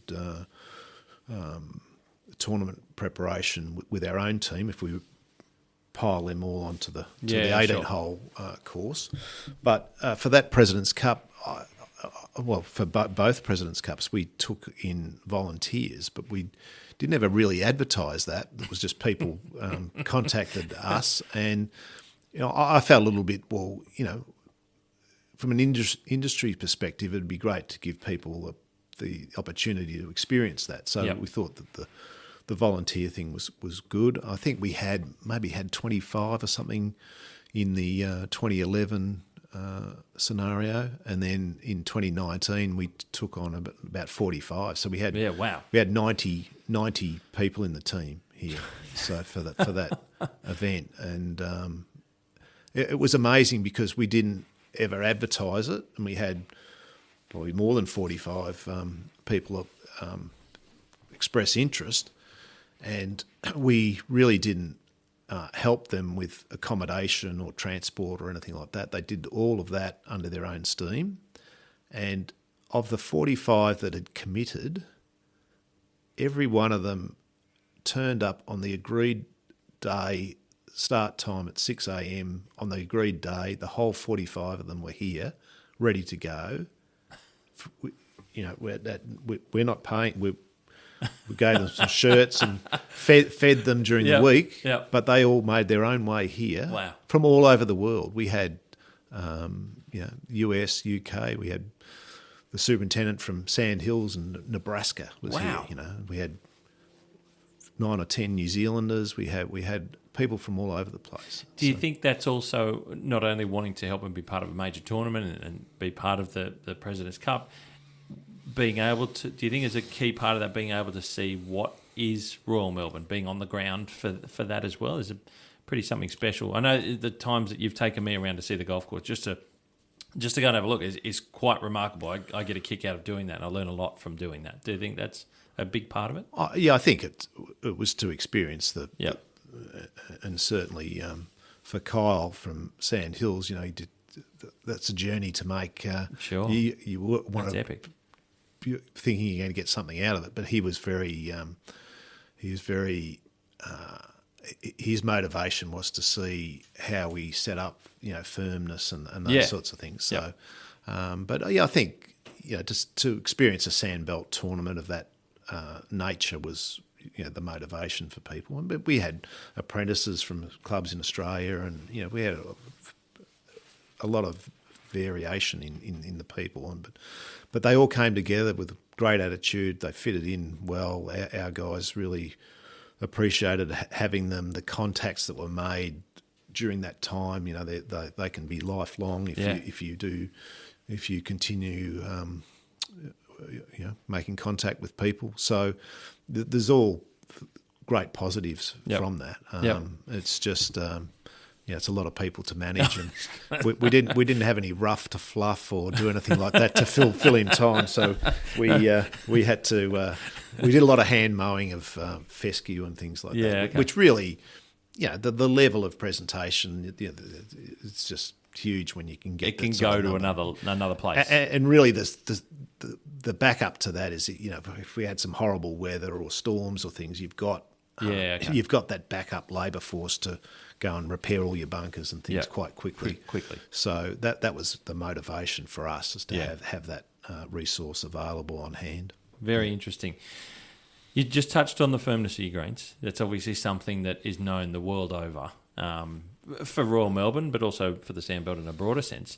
I'll never forget, and I'm glad I've got it on camera, when we recorded it, when you showed me around leading it, because I'd never seen, I wanted to come down and see, and you were gracious enough to show me around the setup and the prep for the President's Cup in 2019. When you pulled a golf ball out of your pocket and you said to me, I'll just have a look, we're getting the greens pretty close to where they were. I didn't know what you were doing, and and I've never seen anything, I've never played golf here, know nothing about this part of the world, and you pulled a golf ball out of your pocket and you proceeded to bounce it on the green, just dropping it down with your hand, just throwing it down with your hand, and it's coming back up. And you said to me, your words were, if I get this right, you said, I've got them just about right, they're nearly where I want them to be, they're nearly hard enough. And I couldn't believe that the ball was bouncing back up, let alone up to your hand. And I didn't know what to do, say, or think when you showed me that. And that's what you're known for. What I want to try and understand, I suppose, a little bit. What is it that makes them so special here? We touched on the sand type, but you do things your own way here. You've developed things that you do to maintain the greens here. Is it different a little bit than the other courses, I guess? And it's known the world over, Royal Melbourne, for its firmness. How different is that to other parts of the world? I take it, I don't know, have you travelled around to see other parts? What is that what you do? You sort of check and measure and see what you can do, how it works? Is it fly by the seat of your pants a little bit as well? Before I answer that, I saw something funny on Twitter just recently. I saw a guy bouncing a ball, and you could hear it going clunk, clunk, and it's bouncing up to sort of, you know, chest height. And he said, I've just about got the greens where I need them. And then it pans down and he's bouncing it on the sprinkler head. And I thought he was taking the mickey a bit. I thought it was quite funny. Yours bounced that high? No, not quite, but no. But I think it's not so much what we do. You know, I think, and they're not always like that. So sure, that's for that tournament. Yeah, people say to me, "Oh, I've never seen a pitch mark at Royal Melbourne." Well, that's not true. In winter we can, and you know, we've done some things. You know, probably when they were hardest was when they had the least organic matter. Yep.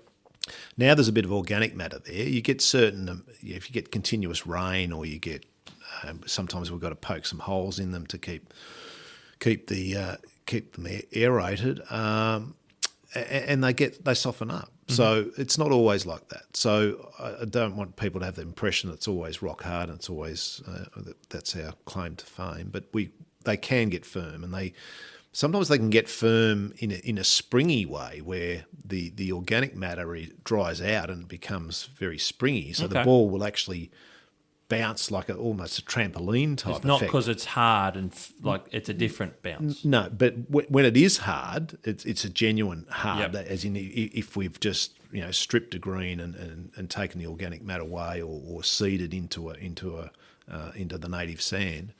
But now it's more of a springy effect a lot of the time. So, and why is that? And we debate this a lot. And as much as I tried to, I certainly had firm greens at Murray Downs because they were new and they were on the red sand up there, which got rock hard, and they were some of the hardest greens you could get. And you get frosts in the winter and no growth and Pencross, and they would clunk. In the early days when they were new. But yeah, so and then at Metro, we struggled. The old greens there could get really wet in the winter because they didn't have a lot of sand. They were built. Some of them built out of clay with a sand top on them. They could get really wet and soft in winter, and then in summer they could dry out like they could get like clay gets. Go the other way. Get hard. As anything. But then, we built new greens there and put in a perch water table, and we struggled to get them to bounce, to be firm. Okay. And I thought, I've lost a lot of the character here of the Sandbelt, what it's known for. But then coming here, and we did that stripping off and got back to the native sand. So we talk about this all the time. Is it the sand that's making them bounce, or is it the grass? Or is it a combination of both? Or is it the management? So, we think about that and we say, okay, well, in the bunker, it's the same sand. If I throw a ball into the bunker, it doesn't bounce. Yep. Although it can on the face, if certain conditions, it can bounce off the face. So it will do that, the sand, in the right conditions. But it's got to be something in the turf and something in the organic matter that the brown top makes, whether it's high in lignin or there's something about the strength of it that seems to, if you've got a power green and it's wet, the ball will really penetrate into it and leave a big pitch mark. In the brown top, it doesn't seem to do that. So I think it's something to do with the strength in that organic matter in combination with the sand, because we don't top dress with sand all that often, like maybe once or twice a year. So we're not on a regular dusting program. So it's not that. Yeah, okay. It's more about the organic matter and perhaps the base of the sand underneath that. So, and then of course, if you run a low fertility and you hand water and only put the bare amount of water on, you get all those sort of combinations that give you the firmness. So that's probably what happens. But there's no real secret recipe to it. I think it's just, I've come here and that's the type of grass we're using. Yep. That's got that's part of it.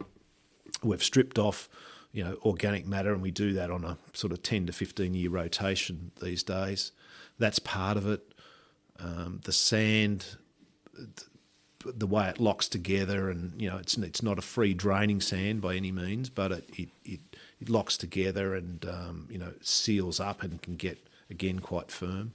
So all those things in combination, I think, and perhaps not just minimising the amount of holes you punch in it. So as soon as you punch a hole in it, you're making a chance for the ball to sort of deaden. Yeah. There's more give in it, exactly. So so I think that it's those things that really give us the characteristics. And that, I suppose, extrapolating that out is what makes each golf course unique. Right? You guys have your conditions and your characteristics, and it is going to be slightly different to a Huntingdale or a Metro and that sort of stuff. It'll be similar, but it won't be the same. And that's a really interesting point, because if you look across the Sandbelt, there's a tendency now that sand around the fairways, bent grass green, collar, and a modern type bent grass, so a pure distinction is very in vogue. So I think the last thing you want is for every sandbelt to have the same grasses. So, not that that's an inspiration for us, but it comes up every now and again. Oh, why don't we change the greens to pure distinction? I said, well, I would never support that. There's something about the grass type and the sand type working together that gives us characteristics that perhaps a pure distinction might not. And so, would I make them more receptive by putting in an aggressive growing grass? Yep. Whereas the brown top is much slower growing, different organic matter that it produces. So I wouldn't recommend to the club to tamper with that.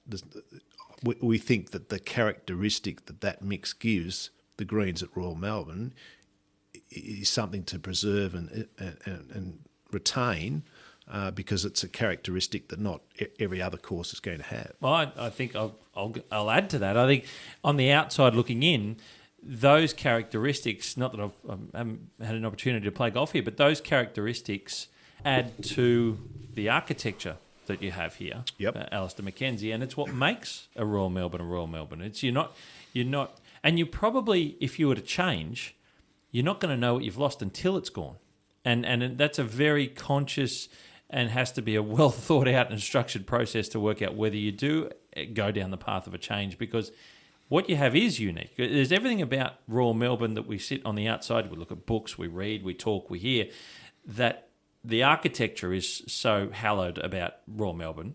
I think the characteristics of the turf surfaces need to be judged or thought about in a similar sense, because they add together to make what Royal Melbourne is. And I from the outside looking in, like I say, I think that's what needs to be preserved as much as your architecture is preserved. And we clubs go down a long path of making sure that they do that. I think the other side of it is, what is it that the golf ball's reacting to? It's not just reacting to the architecture physically. It's also the turf surfaces that you have and those surfaces, in a sense. That's how I view it, anyway. No, it's absolutely right, because there's a lot about how you play Royal Melbourne and the reward for hitting it to certain parts of the fairway to get the best angle into greens and certain pin positions and things. If you have a receptive surface, then you lose that doesn't matter, because you can stop the ball. If you're a good enough player, you can stop the ball from any angle. But if you've got a firm surface that,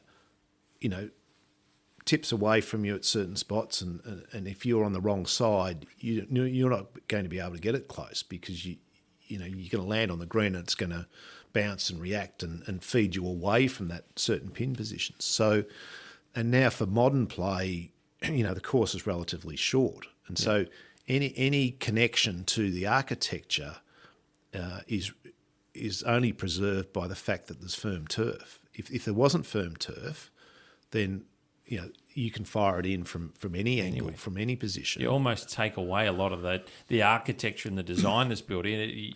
I say this a lot, and I said it to, I think, Harley Cruz as well when I was chatting to Harley, is that architecture can be really brought the best out of the architecture, or can destroy architecture, is how turf surfaces are maintained. That's my viewpoint. Yeah, we often talk about it. When the greens are really firm, the landing zone shrinks right down, because you're going to get fed away from the target if you land it in the wrong spot, and you're going to end up in some awful positions to recover from. Yeah. So, if the green is the target, when there's really good firmness, it can be as much as there's a 10 square metre area that you can land it on, because if you don't land it in that spot, you're not going to be anywhere near the pin. Yeah. Yep, agreed. And that you talked about Sutton's Mix. It's not something you can go down and buy. It's very much Royal Melbourne, right? Yep. So, but probably you could get a whole lot of older brown top bents, mix them together, and you could get the same effect. Yeah. Okay. Having visited the Valley Club in the US last year, and they've sort of got that they've got Santarana fairways. It reminded me of a sort of Sandbelt type turf setup and a mottled sort of brown top type green, and they'd sort of modelled themselves on that style. And so I think it can be done by others, but everyone's caught up in looking at the NTEP trials and picking the latest and best bent grass, which is understandable. Yeah, sure. Because imagine how much criticism you would get if that didn't work. You'd gone a bit left field and done something different. Yeah. Why didn't you just choose the best available grass? Yeah. So, but what you have, like I said before, what you have is, I think, is worth talking about as much as it's worth preserving. If that's what the club's doing. It's quite unique, and it adds to the part of the golf course. I'm curious, in a sense, what is somewhere on the golf course, the courses so well. How long have you been here? I'm going to ask you. 15 years. 15 years, okay. So as long as Metro. So far. Nearly past that one. It could be the longest soon. What's a part of the golf course that you think is just a beautiful location, whether it's the view, whether it's the feeling, whether it's sunrise or sunset? What's somewhere that you just think this is just a wonderful spot on this property? Yeah, I think the obvious spots are, on the composite holes, and if I'm taking someone out there, we'd go and stand at the back of the Fifth West tee, and you just admire the par 3, and then you look back to 6 West, the other direction. So that's pretty spectacular. But that's a known. Everyone would sort of recognise that. But I think you go off the main paddock here and go out to some of the outer holes, and I love walking down 10 East, and you come around the corner, and then the corner opens up, and you see the bunkering and the way the green sits there in the corner of the property, and I always love that. And even from that green, looking back towards 12 East, and you see the bunkers there, and it's a great view as well. Even here back on the composite again, 17 East green, looking up over the hill to 4 West, the bunkers cut into the side of the hill there. That's spectacular. I think 16 West on the back paddock on the west course, again across the road. Not everyone's familiar with those holes. You stand on the tee there, and it's it's a long, difficult shot with really beautifully bunkered. We've just done a lift and strip out organic matter on that hole, and we were able to look at the old 1936 photograph and put in some of the little shapes back into the green that had been lost over the years, and reconfigure the bunkering to replicate how it was in 1936. So a little change like that makes you feel that's a great first to sell that to the club, have it endorsed by our architect Tom Doak, and then actually have the staff go out and do that. You feel very when you're dealing with something at Royal Melbourne like that, it's very important. You feel like that's a great thing to achieve. So standing on that tee, looking at that, is a special place at the moment as well. Nice. So, okay, very interesting. Appreciate that, mate. We talk about a lot of the things that make up beautiful space here. What's it like? The vegetation's a key part of Royal Melbourne side of both courses. What's it like? How much goes into in terms of resourcing, whether it be labour, the likes? What goes into that? How much how much work in maintaining the golf course goes into looking after the vegetation as well? It's a key part. We have one person really focused on that, our horticultural foreman, Stuart Moody, and he's been here 23 years now. Yeah, right. And Stuart started in turf and then developed a passion for the vegetation. So he is a key member of the staff. And what value do we put on it? I put an enormous value on the management of the off play areas, and the vegetation here is really interesting because, and we're as a club we're going through this right at the moment, is that coastal tea tree, which sort of dominates a lot of the Sandbelt courses is its home habitat is sort of within 150 metres of the coastline of the bay. During settlement, it's a very invasive plant, and it's crept further inland. Right. So, it's a prolific seeder, and it germinates and a fast grower, and it's come in onto the what is the indigenous vegetation areas, which here in the sand dunes is a sort of a sand dune heathland, or Sandringham Heath. And so, the golf course here has done a good job preserving that over the years. And there's a lot of areas that are remnant of what that was. But the battle is always that the coastal tea tree is so dominating, and it just smothers out all this.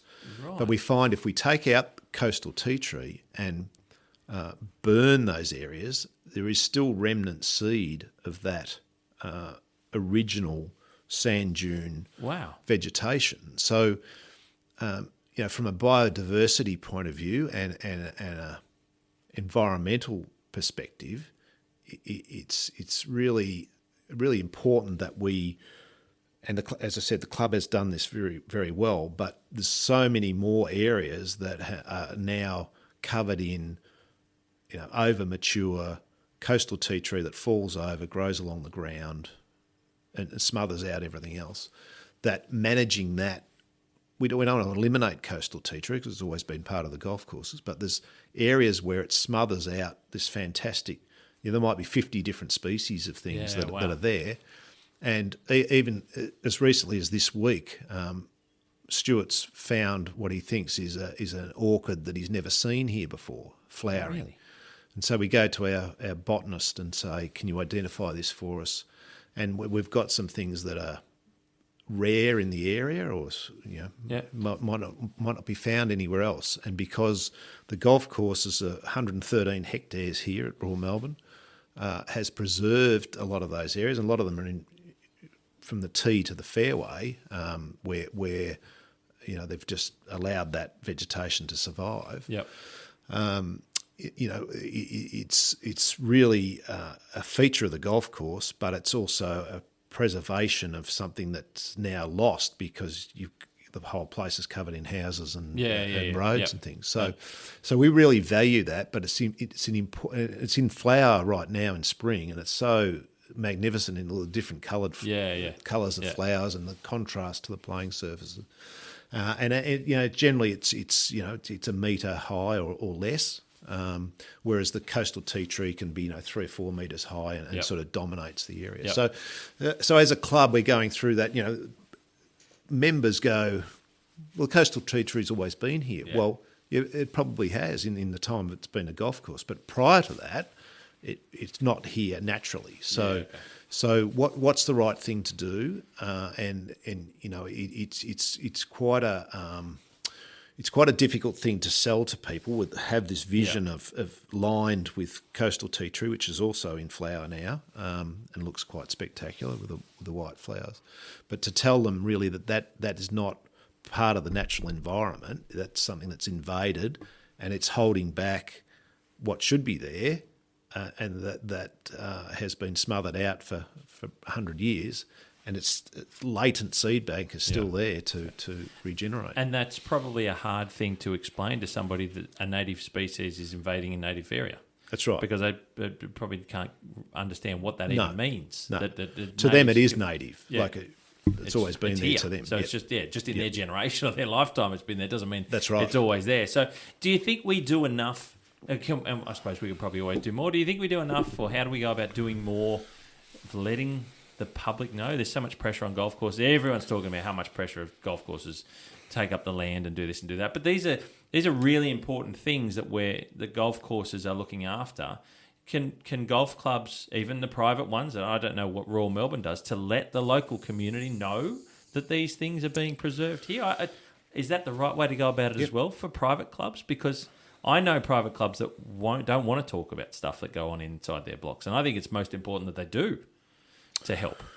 Yeah, and I understand why sometimes you don't want to talk about that, but I think what the club has done here for I think nearly 40 years now is in September each year they conduct what is called a community wildflower walk, and so it's done on a Sunday morning.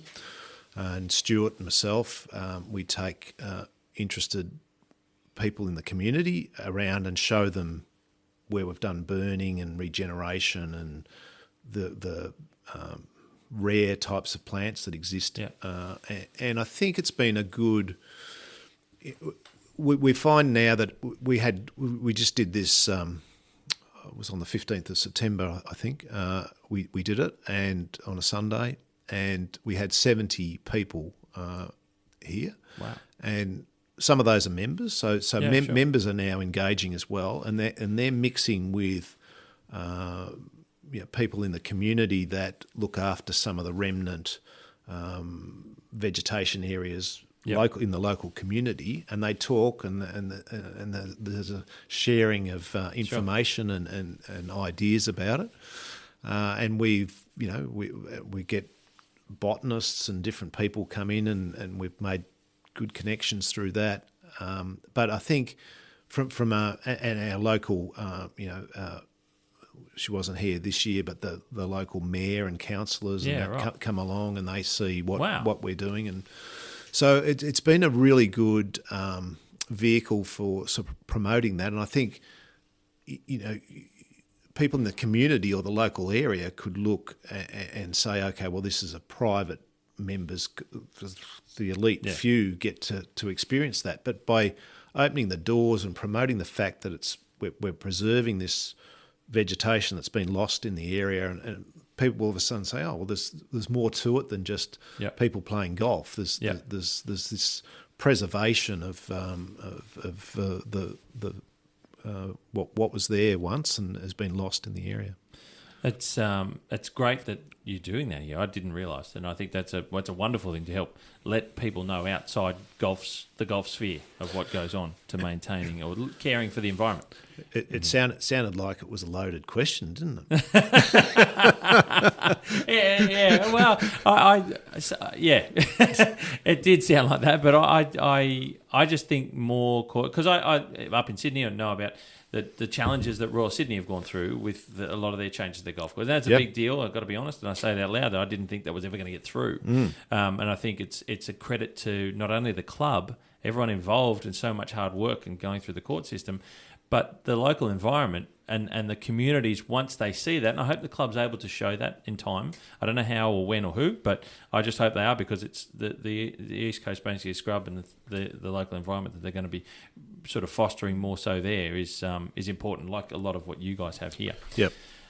Mate, I don't want to, we could talk for hours on end, obviously, but I'm conscious of time. There's only been a small number of people that have led the team here to maintaining the golf course. The golf courses here on Royal Melbourne. There's only been a small number of people since it first opened. And like I said, I think I said earlier, it's one of the most revered sites from a greenkeeping perspective in Australian golf history.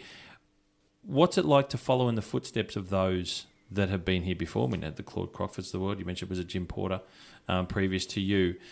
How many people have looked after this space since it was built previous to you? In terms of here, the golf courses, here on this site. Yeah, so here on this site, Mick Morecambe was in charge during the construction of both the east and the west courses. Yep. And was described by MacKenzie as the most talented greenkeeper he'd come across in the world. And so Mick, with Alex Russell and MacKenzie, they're the three people that get the credit for constructing what is here now. And you think about that, and Morecambe and his team did that with a horse and scoop. And so is that the one that's out in the driveway? That's right. So you think about that, and you go, well, they've built this, the place that's still stood the test of time. All those years ago, like construction started in 1926 when MacKenzie was here. Yeah. So nearly 100 years ago, they built the place with a horse and scoop. So you just go, wow, that's incredible. So, we built this new greenkeeping facility in 2016, and I just wanted to make sure that we acknowledged Morecambe, and so we've got his story on the wall here and his photograph, and next to him, taking over from Morecambe, was Claude Crockford, who took over in 1935 from Mick, and who then retired in 1975. So 40 years Claude managed as the course manager, and so those two people have such a huge influence over what's here now and how it was managed over all those years. So definitely you feel like a minnow, compared to those two. And fortunately, Claude was able to put down some of his thoughts in a book, and that's historically. Morecambe wrote some great pieces in the newspapers of the day and things, and so there's some recorded stuff from Morecambe as well. And then Peter Williams took over from after 40 years with Claude, and then I think Peter was here for just maybe 12, 14 years, something like that. And then Jim Porter followed Peter for 20 years or so, and then it was me. So there's not too many have had the honour to manage the courses here, and so as much as it's you put a lot into it, it's a privilege to be here and being able to have the responsibility to look after the place for that small time that you're here. But so I love it, but I love the history as well. So I don't, there's a lot of stuff, a lot of modern stuff, but it's hard to appreciate all that if you don't know the history and you don't learn the history. So I love to read back through Claude's, committee reports and things. There's some great reading in there, and I don't know it well enough, but I know enough things now that I can go back to somewhere and find what he said or what was done at the time. That's incredible. And I think the history is really important in a place like this, and when you're really dealing with a version of the original grass on the greens, and pretty much. Certainly, the profile is still the same, and the vegetation and the bunkering, and so to know that history, because invariably someone will be on committee or a member will say, "Oh, that's never been like that," or it used to be like that, or they used to do that. So your knowledge of the history is really important to say, "Well, no, hang on a minute." So we've got. I know where there's a photograph of that I can put my hand on, or I know where there's a statement in the minutes that say this or that. So, that's really important. Really important. It's that's fascinating, especially like the history side of it. Like you said, I think it's easier to work out where you want to go when you know where you've come from as well. That's right. I think that's a big thing. Absolutely. That I always think about. In terms of technology, talking about the history side, it's technology side. There's been a lot of things. You've seen a lot of things come into the industry and change in many different ways. That we look after golf courses. Do you see? Are you cautious in a way about technology and the things that you adapt here over time? And you've mentioned irrigation system and things like that. That's technology. Irrigation in itself is technology in a way for a Royal Melbourne. Are you cautious about what you guys will look into as time goes on, or will you just be like, yes, we can do with the latest and greatest sort of things? I think we embrace technology. Parts of me go, well, I like I like to do things to touch and feel, but as the job has got bigger and more involved, you're not touching and feeling it as much as you used to. So normally, I would. When I first came here, I was out on the hand watering hose, as much as I could, and you really got to feel and know the greens, and that's important. Yep. But now, and in years gone by, you often had staff that had, 10, 15, 20 years experience, and they knew where to go, what to do, and how much water to put on, and all those sorts of things. But nowadays there's a bit more. I suppose there's more turnover of staff, and you've got younger people, less experience, and so things like moisture meters and these sorts of things, you've got to, if you're trying to run, a dry surface on a green by hand watering, you've got to give them something to measure it with because they don't have the experience, or just the confidence to go, oh well, if I've just put this much water on, that's going to last through to the end of the day. Because if it doesn't, they're going to get they're going to be in strife. Bad things happen. So they tend to overwater. So you've got to give them something to measure with. So those probe type moisture meters, I think they've been really important for us in the last 3 or 4 years. And now that you can produce a map from that and see where your moisture is and things like that. So there's that sort of thing. We don't take a lot of readings of firmness and all those sort of things. And everyone jokes about bouncing the ball and stuff, but I still do that because that gives me a sense of where it's at from a firmness and point of view. That's your measurement. Yes. Like right? So it might not work for me, but you certainly do, and that's what matters. You're the one here. So the guys that do all those measurements with the drop weights and all that stuff, they laugh at. But in reality, that's what you're measuring is how the ball's going to react. Yep. So we probably don't do that much of that sort of thing. We try not to measure speed and that too much. And people will say, well, you don't know what you don't know, but you get a sense for where things are.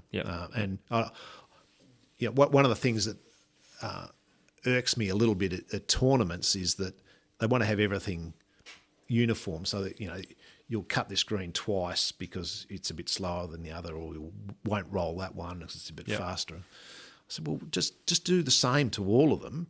The player's going to work out this one's high and dry and there's wind exposed to the wind. This one's low and it's probably going to be a bit softer. And surely that's part of the experience the variability of playing.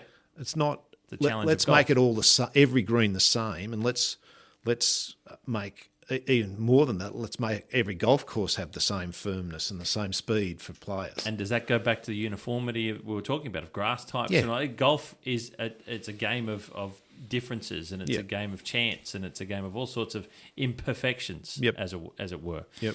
Mate, I'm conscious of time, obviously, as I mentioned. So a couple more for you, if you don't mind. Yeah. What's one piece of advice that you could give to young greenkeepers out there listening to this podcast in the industry?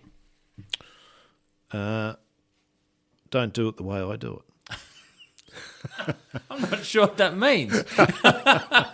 No, I think I don't even find your own path. Find your own. No, well, I don't like the expression so much work-life balance, but I think these days it's a bit different to the way I did it, and I probably a lot of times put my work ahead of other things, and so I dedicated myself to it. But that's not a recommendation that I would make to others. Yeah, sure. But on the other hand, it's the type of job that you have to be dedicated to. I think the biggest advice I can give is you've got to enjoy it, you've got to love it to be good at it.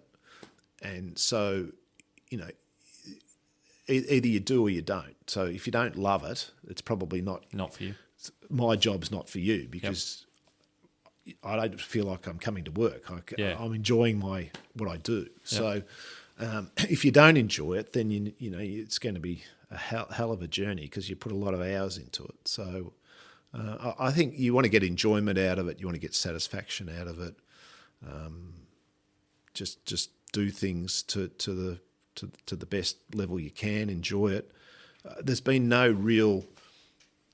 I suppose I had a good work ethic, and that helped from the farming background.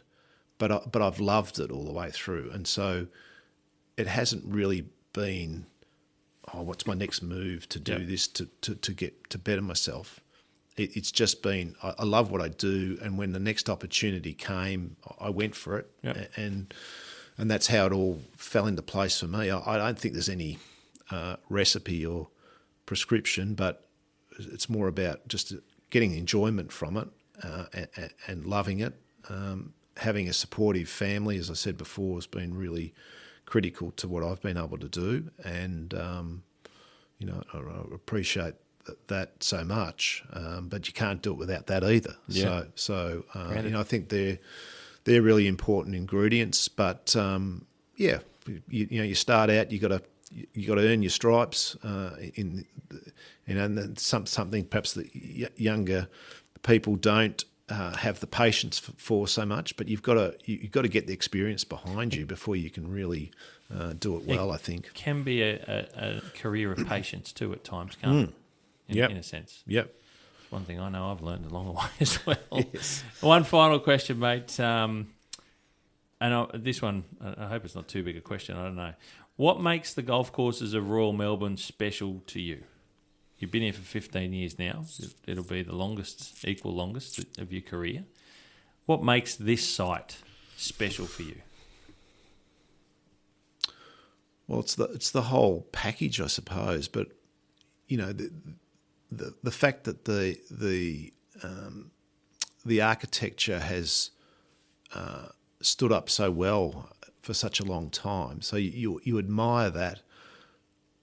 What is it about that you admire? I think just the way it all fits together, and again, I don't like to use the word scale, but just the way it all fits, and so it feels big and spacious, but there's little intricacies to how you would play the golf course, and talking before about those landing zones when there's firm turf and things. Just how much of that is about the piece of land, how much is it about Morecambe's construction, MacKenzie's layout, Russell's involvement.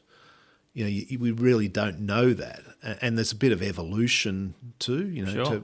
Nearly 100 years old, like you said. Things evolve and change, but and sometimes you daydream a little bit and look at the landform, further beyond the golf course, where you can see even bigger dunes, and then getting down towards the beach, and you think, wow, if they just laid the course out further towards the bay, you would have walked up over a hill and just been looking out over the bay, right. And so you think about that sometimes. But it's definitely the land, the architecture, the turf, the vegetation, all those things just seem to work really well, and so what I really admire about it is that it can be, it was opened in 1931, the current layout, and now still to today, it's so highly regarded. It's just, it's sometimes it's hard to put your finger on exactly what it is, but it's the whole package of the place, and certainly what we do to manage and maintain it is a small part of that, but. You feel very connected to it and proud of it, and you just every day you live it, and you just want it to be the best it can be. But it is an amazing place, and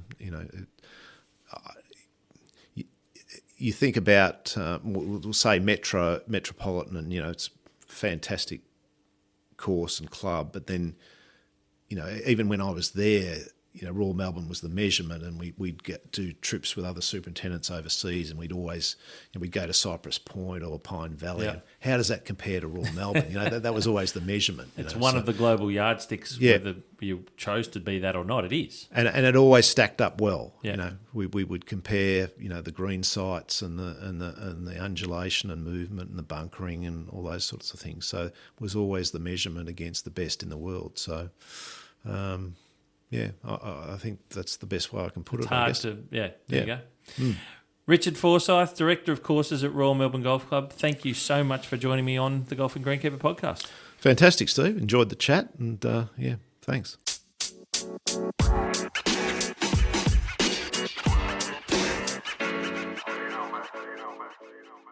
Wowee. I can take a deep breath now. I'm sure you enjoyed that one. I can take a deep breath after doing that recording. It was absolutely a massive, incredible thank you to Richard Forsyth for spending what was over 2 hours with me late one afternoon there a few weeks ago when I was in Melbourne to do that interview.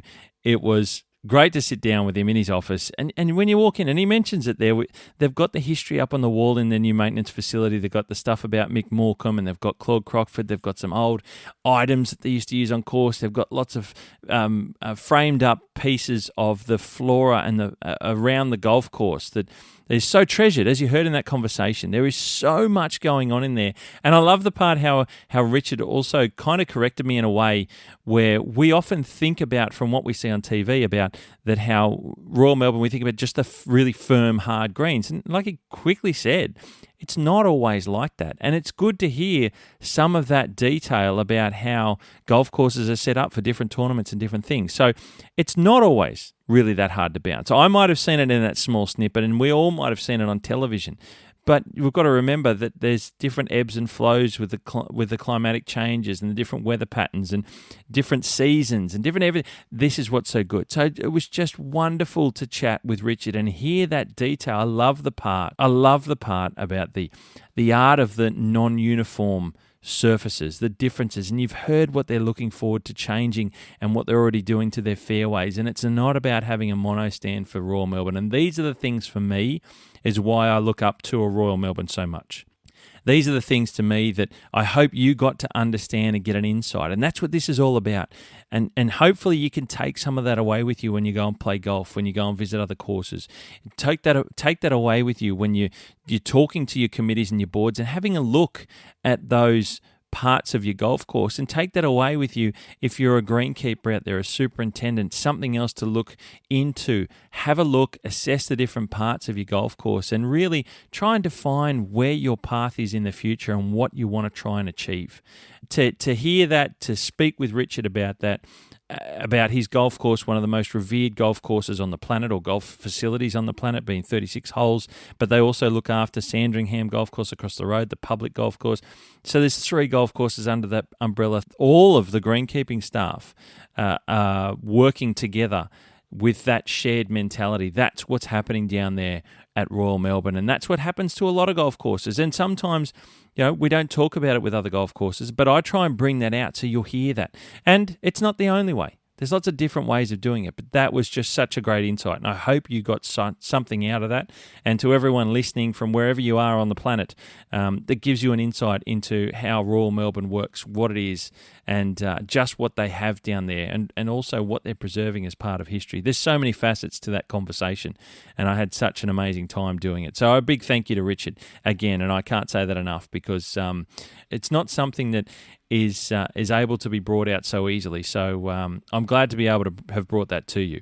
And a big thank you again to John Deere Golf for being partners with me and allowing me to get to Melbourne to do that. It was fantastic. So thank you so much, and thank you everyone for listening. I hope you really got something out of it. Please share that around. Let's get this out there and go everywhere with this one as well, along with a lot of the others that I've done recently with Royal Canberra, to Ryan Stores, and now to Royal Melbourne with Richard Forsyth. There's some great insights into a lot of golf courses around Australia, and these give people insights, and you as an audience insights into the golf courses that make up this wide, wonderful, diverse country of landscapes around that we play golf on. And that's what makes Australia so good, and that's why I'm so proud to be able to talk about this stuff. So lots of things there. Please get this around. We want this to go to number 1. Take this one. Take the Golfing Greenkeeper podcast to number 1. You guys can help me do it, and let's get it right out there far and wide. So thank you again. Don't forget to check out the show notes. Show notes have got lots of clickables in there for all you guys and girls out there to click on, see there's bits and pieces in there.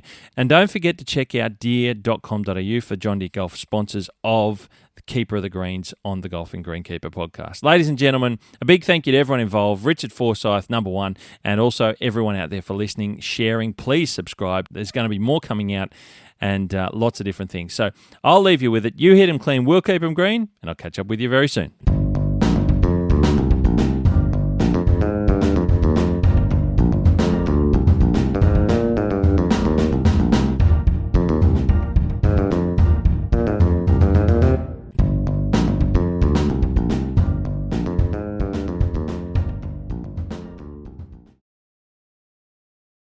just going to press record now just so I don't stuff it up by not pressing record, which I have done on many occasions.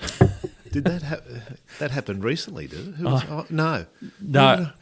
I've done that 3 times, and it's just frustrating because you go through... Well, for me, a lot of the way that I do it is I don't know a lot of answers to these questions. It's not like I've got an idea where I'm going. I'm flying by the seat of my pants because I like to have that reaction from me in the recording. Yep. And so when I've done it once, I can't do it again. I can't do those reactions again. It doesn't work that way. I've got like 3/4 of 40 minutes into it, and I'm just going... Oh, because I look down, the red button's not on and the timer's not counting, and I've just gone, sorry, don't mean to be rude, but we've just got to go through all that again, mate. And look, time's precious like anything. So, mate, I don't want to, we could talk for hours on end, obviously, but I'm conscious of time. I'm curious, where is my question here I had a minute ago? How good's this? It's too small a point for me to read it. I'm bouncing around all over my questions. Let me find it here. Oh, yeah.